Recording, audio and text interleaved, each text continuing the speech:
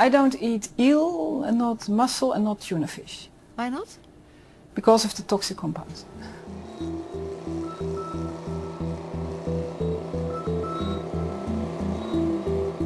Our consumptive society is taking its toll. Everything we use, we also throw away. Plastic, the miracle material that brought us such affluence, is a great source of distress for the oceans. The fish that are most contaminated are the fish that are top predators, and especially if they feed on fish that come from polluted areas.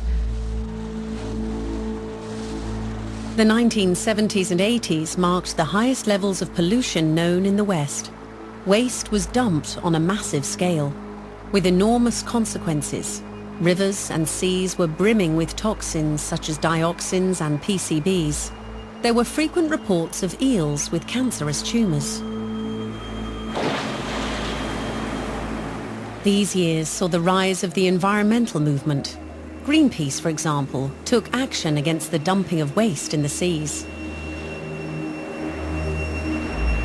The realization that we can't simply throw our litter overboard has gained ground, and the emission of dioxins has decreased sharply. Dioxins and PCBs are still found in fish, and although we've seen a decrease over the last decades, it's still there. It's still in the environment, still there. The tuna fish can be very big, old, and they eat a lot of other fish, and they are the most contaminated fish. They contain a lot of methyl mercury, also shark and swordfish, for instance. And whether or not if it is a problem, that depends very much on the amount that is found in the fish samples. If you eat a lot of the wrong type of fish, then especially unborn children could be affected. We are back at the Free University in Amsterdam.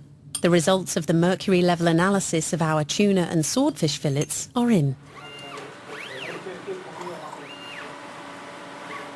It's good to know that the European Union has set a maximum level of what is maximum allowed in fish for mercury.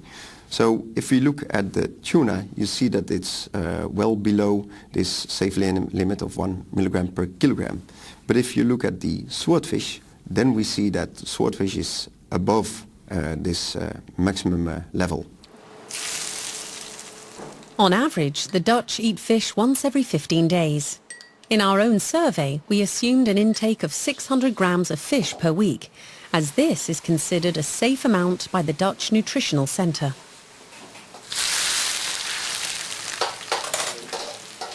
And the WHO has set a maximum limit to what is allowed to ingest in a week time, and that is set at 0.2 milligram. So if you look at the tuna, and if you consume 600 grams of tuna, we still stay below this safe limit.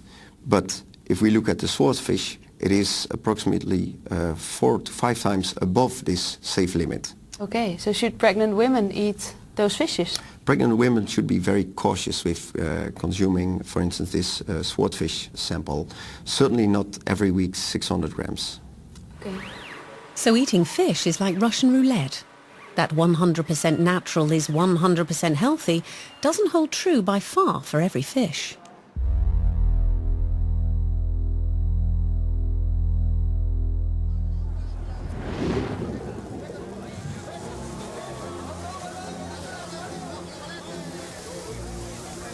Fish are cold-blooded and oblivious to pain.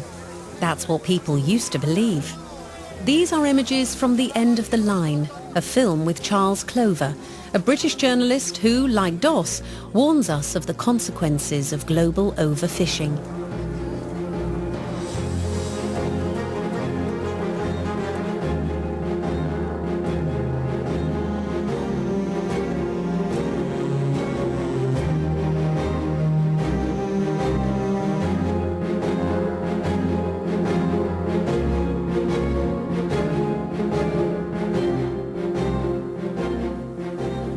Can you imagine that a fish could do without consciousness?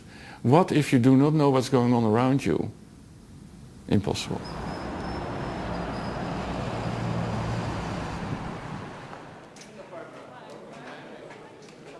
Professor Gert Flick is head of the Department of Animal Physiology at the University of Nijmegen and researches stress and pain in fish. So how long have you been doing research about fish?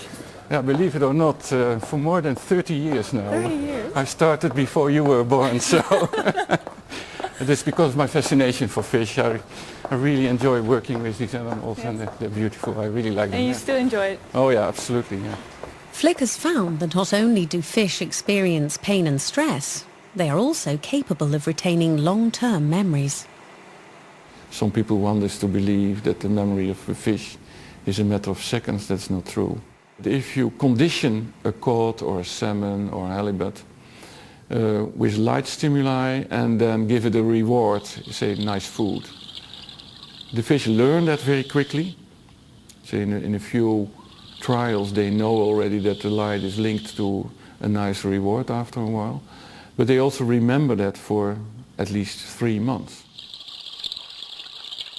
If you don't know what it is to meet a predator, you're dead. Yeah. So you better know what's going on. And yes, the neuronal systems are there in fish, similar to what we have to perceive pain.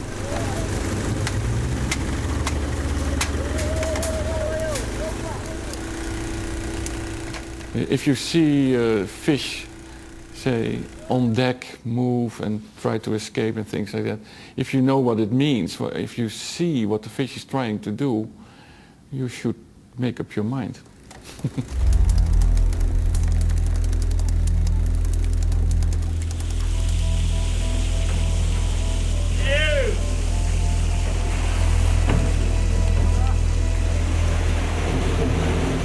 Large-scale fishing, which is the most criticized form of fishing, where huge volumes of fish are taken into a big net and then taken out of the water, air exposed. We know that the netting and the air exposure is a severe stress for fish. That's one thing, but then being pushed together, I mean crushed together in a big net and then thrown on deck of a ship, that must be a very fearful and painful event for the fish. If you consider the fish a sentient being, you cannot do that. I mean, you wouldn't do that with 100 cats or 100 dogs or 100 pigs or 100 chickens. You simply should not do that. I think from an ethical point of view, the large-scale, big nets fishing where the fish are pushed together and die under the pressure of other fish in large volumes, I think that is not acceptable. We should not do that and try to avoid it as soon as possible. Some people consider the thought of not eating fish painful, but the pain it prevents fish from experiencing is so much greater.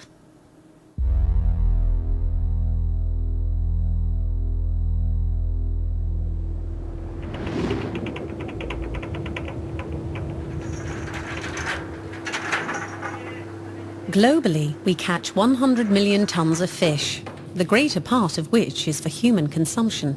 But 1/3 of the catch is ground into fish meal.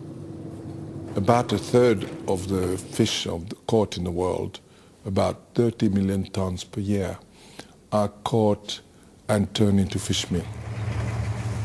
This means